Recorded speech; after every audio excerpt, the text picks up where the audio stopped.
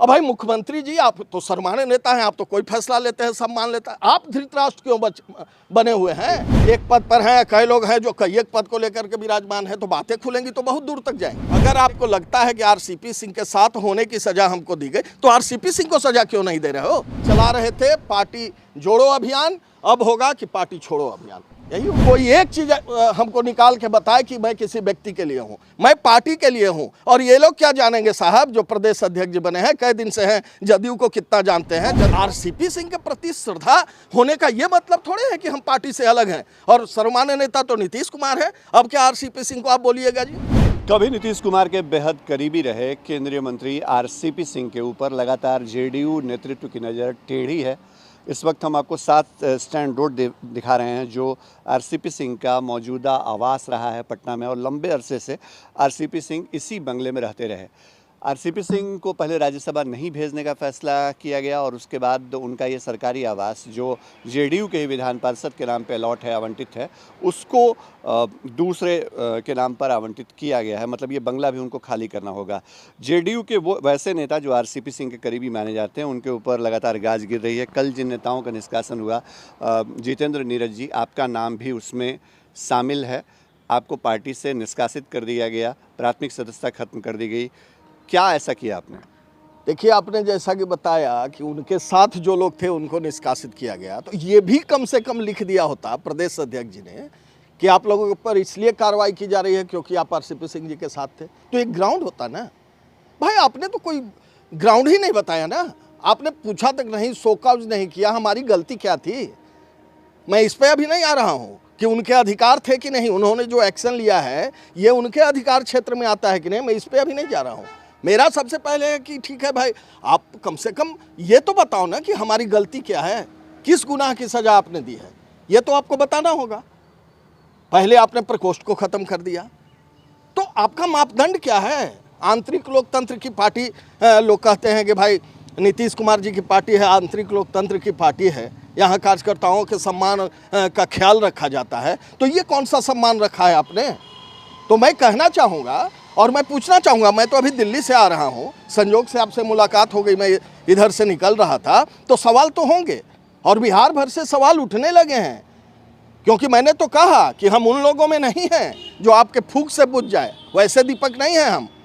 हमने जलना भी सीखा है तो तूफानों से लड़कर सीखा है, और हम संघर्ष करने वाले लोग हैं। आपने क्या दिया था हमको? समाज सुधार सेनानी प्रकोष्ठ की जिम्मेवारी दी थी। क्या था ये समाज सुधार सेनानी प्रकोष्ठ? लेकिन हमने अपने पुरुषार्थ से, अपने साथियों के सहयोग से इस प्रकोष्ठ को, आपने अपने संगठन को, मूल संगठन को, प्रदेश अध्यक्ष जी, प्रखंड तक और पंचायत तक पहुंचाया कि नहीं ये हमको नहीं पता, लेकिन समाज सुधार सेनानी की इकाई हमने पंचायत तक पहुंचाने का काम किया था, स्ट्रक्चर खड़ा किया था, और वो स्ट्रक्चर है और वो संघर्ष करने वालों का स्ट्रक्चर है, आप उसको नहीं मिटा सकते। तो वो मैंने किया था, और फिर आपने क्या किया? आपने तो उस प्रकोष्ठ को ही भंग कर दिया। और आपने क्या किया? मुझे तो उसी दिन विश्वास हो गया था। पहली बार राष्ट्रीय अध्यक्ष जी, वर्तमान राष्ट्रीय अध्यक्ष बनने के बाद सभी प्रकोष्ठ के अध्यक्षों को बुलाए थे, तो हमसे पूछे जब जानकारी मिली कि भाई ये समाज सुधार सेनानी प्रकोष्ठ के अध्यक्ष, तो उन्होंने कहा भाई ये समाज सुधार सेनानी प्रकोष्ठ क्या होता है और इस प्रकोष्ठ की क्या प्रासंगिकता है। और तब मैंने कहा था राष्ट्रीय अध्यक्ष जी से कि सर मैं बताता हूँ समाज सुधार सेनानी प्रकोष्ठ की प्रासंगिकता क्या होती है। लेकिन हमको आश्चर्य इस बात का उस दिन भी जरूर लगा, भाई राष्ट्रीय अध्यक्ष ऐसी बात बोल रहे हैं जबकि इस पार्टी के सर्वमान्य नेता समाज सुधार को ही एजेंडा बना के आगे चल रहे हैं, और हमारे जैसा कार्यकर्ता। मतलब आप ये कहना चाहते हैं कि नीतीश कुमार ने जो एजेंडा बनाया, हाँ, सरकार में या पार्टी में, या जो प्रकोष्ठ बनाया गया, उसको ललन सिंह फॉलो नहीं कर रहे हैं, या ललन सिंह को उसके बारे में जानकारी नहीं थी जब वो राष्ट्रीय अध्यक्ष बने? आप जिस बात की चर्चा कर रहे हैं, उन्होंने, चूंकि देखिए मैं आप बीती बता रहा हूँ, मैं आरोप नहीं लगा रहा किसी भी व्यक्ति पर। मेरे सामने उन्होंने कहा, तमाम लोगों के सामने, प्रकोष्ठ अध्यक्षों की बैठक में सबके सामने उन्होंने कहा ये बात कि भाई ये समाज सुधार सेनानी प्रकोष्ठ क्या होता है और इसकी क्या प्रासंगिकता है। और मैंने तब कहा था, चूंकि इंट्रोडक्शन था, तो हम बोले कि सर मैं बताता हूँ। और मैं बताया था कि सर जिस पार्टी के सर्वमान्य नेता समाज सुधार के संकल्पों के साथ और ये के साथ निकले हैं बिहार में, तो उसमें समाज सुधार सेनानी प्रकोष्ठ की तो प्रासंगिकता सबसे ज़्यादा है। और हम समाज सुधार सेनानी प्रकोष्ठ के लोग, मुख्यमंत्री समाज सुधारक, मैं बार बार बोलते रहा हूँ, कि मुख्यमंत्री नहीं, समाज सुधारक नीतीश कुमार के विचारों के संवाहक बनकर हम बिहार में काम कर रहे हैं और उनके अभियान को आगे बढ़ा रहे हैं, तो आपने समाज सुधार सेनानी प्रकोष्ठ की प्रासंगिकता ही खत्म कर दी। मतलब समाज सुधार का अभियान खत्म, मतलब समाज सुधारक नीतीश कुमार जी जो समाज सुधार के अभियान चला रहे, वो अभियान की अब प्रासंगिकता नहीं रही। बताइए हमको, ये लेबल, ये ठप्पा कैसे लग गया आपके ऊपर कि आप आरसीपी सिंह के आदमी हैं, आरसीपी सिंह के खास हैं, आरसीपी सिंह के लिए काम करते हैं, जेडीयू के लिए काम नहीं करते? कोई खास वजह इसकी? मैं दावे के साथ कह सकता हूँ, हम लोग पुरुषार्थ वाले लोग हैं, संघर्ष करने वाले लोग हैं, मैं दावे के साथ कह सकता हूँ, कोई एक चीज, कोई एक ऐसा आइटम, कोई एक ऐसा फुटेज, कोई एक ऐसी बात निकाल के, सोशल मीडिया का दौर है, जमाना है, युग है, कोई एक चीज़ हमको निकाल के बताए कि मैं किसी व्यक्ति के लिए हूँ, मैं पार्टी के लिए हूँ। और ये लोग क्या जानेंगे साहब, जो प्रदेश अध्यक्ष जी बने हैं, कई दिन से हैं, जदयू को कितना जानते हैं? जदयू हम लोगों के रगों में है, और छात्र जीवन से हम लोग समता पार्टी के काल से, ये समता पार्टी में अध्यक्ष था, प्रदेश में भी था, मुकेश सिंह हैं, तो हम लोग तो तब से हैं, समता पार्टी के समय से हैं, नाम बदलते रहे हैं, लेकिन जो संकल्प था हम लोगों ने तो देखा है। और जो इस संस्था का जो बायलॉज बना, तो कब बना जी?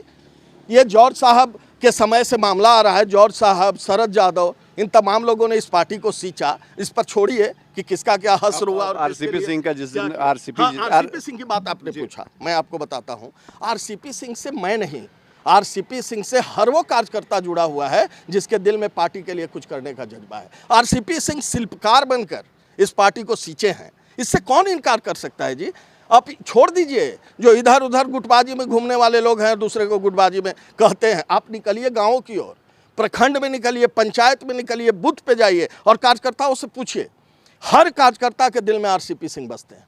तो आरसीपी सिंह के प्रति श्रद्धा होने का ये मतलब थोड़े है कि हम पार्टी से अलग हैं, और सर्वमान्य नेता तो नीतीश कुमार है। अब क्या आरसीपी सिंह को आप बोलिएगा जी?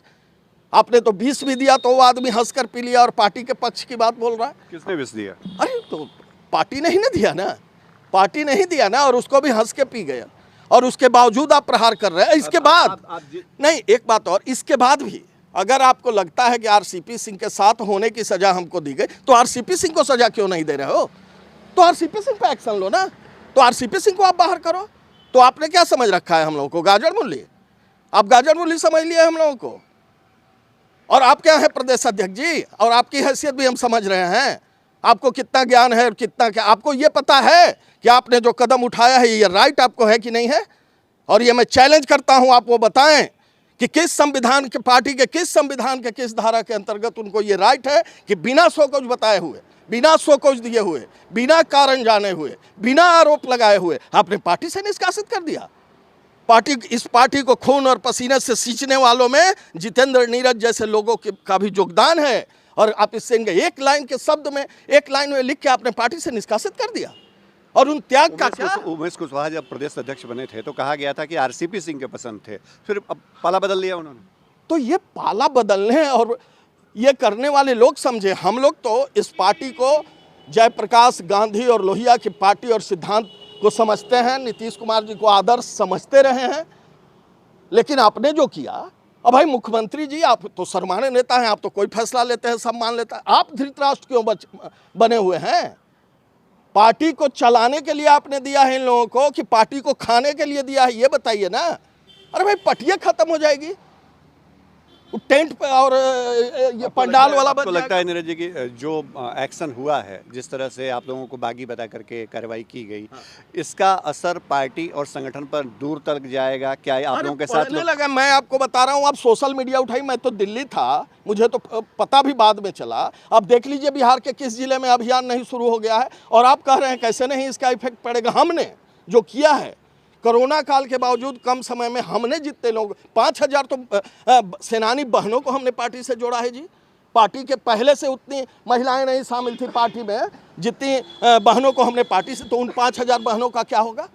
हमने अभियान चलाया था, पार्टी से जोड़ो अभियान, तो अब क्या होगा? अब तो बिहार भर के लोग इस्तीफा देने के लिए तैयार हैं, तो अब पार्टी छोड़ो अभियान हमको चलाना। हमको याद है आरसीपी सिंह का जिस दिन राज्यसभा टिकट कटा, वो इसी गेट से बाहर निकले थे और आप उनके साथ खड़े थे। जितेंद्र नीरज को इस बात की सजा दे दी गई कि वो आरसीपी सिंह के पीछे खड़े थे उस दिन। देखिए, मैं आरसीपी सिंह व्यक्ति के पीछे नहीं था, मैं आरसीपी सिंह एक नीति के पीछे खड़ा था। और हमको ये दर्द है, ये दर्द है कि आरसीपी सिंह के साथ जो कुछ भी हुआ वो न्यायोचित नहीं था, वो न्यायोचित नहीं था। जो पार्टी का एकमात्र मंत्री था जी केंद्र में, उसको तो ऑटो रोटेट हो जाना चाहिए था। ये पार्टी के लिए सम्मान का विषय था, लेकिन इस पर मैं कमेंट नहीं कर रहा हूँ। आज इस पे कहने का राइट नहीं है। उन्होंने स्वयं इसको स्वीकार करके, नेता के निर्णय को स्वीकार करके उन्होंने कहा मैं संगठन का काम करूँगा। अब आप उनको घर से बाहर निकाल दिए, अब बोलने लगेंगे तो बहुत बातें हो जाएंगी कि एक घर, कई लोग हैं जो एक घर में रह रहे हैं और कई लोग हैं किस पद पर हैं, कई वो घर उनके पास है, ये सब बातें हो जाएंगी। कई लोग हैं भाई एक पद पर हैं, कई लोग हैं जो कई एक पद को लेकर के विराजमान है, तो बातें खुलेंगी तो बहुत दूर तक जाएंगी। लेकिन फिलहाल उन तमाम सवालों पे मुझे कोई बात नहीं करना। मैं, अगर आप पूछ रहे हैं तो मैं सीधा एक बात कहना चाहूँगा प्रदेश अध्यक्ष जी से, जिन्होंने प्रेम पत्र जारी किया है, कि आपको ज्ञान होनी चाहिए कि आपका संवैधानिक पावर कितना है, और आपको ये भी होना चाहिए कि किसी को भी पत्र देने के पहले, कार्रवाई करने के पहले उससे आपको शोकॉज नोटिस देकर उसकी राय जाननी चाहिए। तो आपने ऐसा कुछ नहीं किया, और मैं आपको चुनौती देता हूं, कोई एक चीज ऐसा निकाले जो मेरे आचरण को, मेरे ये प्रमाणित करे कि हमने पार्टी के अनुशासन के खिलाफ काम किया है। अन्यथा चुप तो मैं नहीं बैठूंगा। आपने कहा चुप नहीं बैठेंगे, फैसले पर सवाल उठा रहे हैं। आरसीपी सिंह पार्टी के अंदर हैं, हाँ। नीतीश कुमार पार्टी के अंदर हैं, हाँ। जितेंद्र नीरज और आपके जैसे दूसरे नेता बाहर हैं, हाँ। अब आगे क्या होगा? अंतिम सवाल आगे अब देखते जाइए आप, आगे देखिए। आगे तो यही होगा कि हम तो नारा देने वाले हैं, चलो सेनानी गांव की ओर। हमारे कार्यकर्ता गांव में हैं। कल हम अभियान चला रहे थे, पार्टी जोड़ो अभियान। अब होगा कि पार्टी छोड़ो अभियान, यही होगा। और क्या होगा? पार्टी कमजोर होगी। ये पार्टी कमजोर होगी। जेडीयू के अंदर जो मौजूदा हालात हैं उसको हम आरसीपी सिंह के उसी सरकारी बंगले से, जो उनके नाम पर तो आवंटित नहीं है, लेकिन आरसीपी सिंह का ठिकाना लंबे अरसे से रहा है, वहीं से आपको ग्राउंड रिपोर्ट दिखा रहे थे और बता रहे थे कि जिन नेताओं के ऊपर एक्शन हुआ है, दरअसल वो नेता सवाल उठा रहे हैं फैसले पर। तो क्यों उठा रहे हैं? क्योंकि जेडीयू के संविधान का ही पालन उस फरमान में नहीं किया गया जिसके तहत नेताओं को बाहर का रास्ता दिखा दिया गया। सहयोग कैमरा पर्सन के साथ शशिभूषण, फर्स्ट बिहार न्यूज, पटना।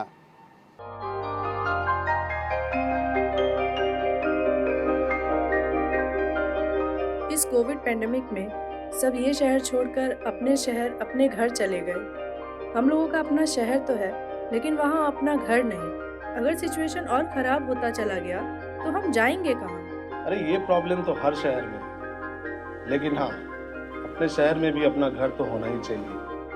होना चाहिए तो कहाँ है अपना घर? ये है ना, ई होम्स पैनोरामा, पूर्णिया में, अपने शहर में अपना घर। पूर्णिया में पैनोरामा ग्रुप लेकर आए हैं ई होम्स पैनोरामा। बड़ा घर, आलीशान जिंदगी और अत्याधुनिक सुविधाओं के संग। E homes panorama, luxurious lifestyle redefined.